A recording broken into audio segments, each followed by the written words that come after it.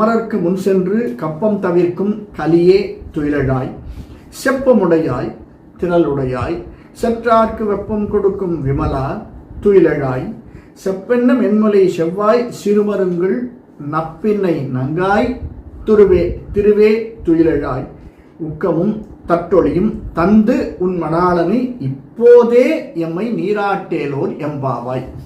அதாவது இதற்கு முன்னாடி பாசுரங்களை நம்ம பார்த்தோம். முக்காலத்தையும் பேசுறா ஆண்டாள். கடந்த காலம், நிகழ்காலம், எதிர்காலம்.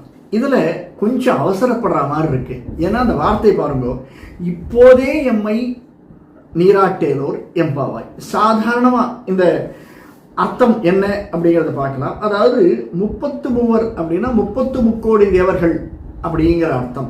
33 தேவர்களுக்கு அவர்களுக்கெல்லாம் ஏதாவது ஒரு சின்ன துன்பம் நேர்வதற்கு முன்னமேயே அவர்களுடைய நடுக்கத்தை போக்குகின்ற மிடுக்கனை முன் சென்று கப்பம் தவிர்க்கும் கலியே துயிலழாய். கப்பம்னா நடுக்கம். கப்பம்னா வேற ஒரு மீனிங் இருக்கு. அதை நம்ம தமிழினுடைய அழகு வரைச்சி அதில் பார்க்கலாம். சாதாரண அர்த்தத்தை நம்ம பார்த்துடலாம். நித்திரை நீங்கி எழுந்திருப்பாயாக, சீக்கிரம் எழுந்திரு. எப்படி பண்ணணும்?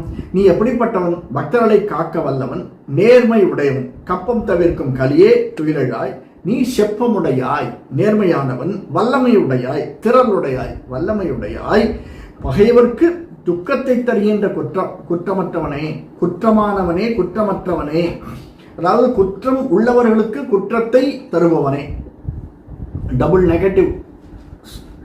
அந்த மாதிரி யார் யார்கள்லாம் உனக்கு குற்றத்தை செய்து துக்கத்தை தருவார்களோ அவர்களுக்கு துக்கத்தை தருகின்றவனே, குற்றமற்றவனே. நீயானால் எந்த விதமான குற்றத்தையும் செய்யாதவன், செய்யக்கூடாதவன், செய்ய இயலாதவன். அதாவது பகவானை பார்க்கச்சே அவன் காருண்யன், சீலன், கருணா கடாட்சன். அப்படிப்பட்ட நீ துயிலெழுவாய்.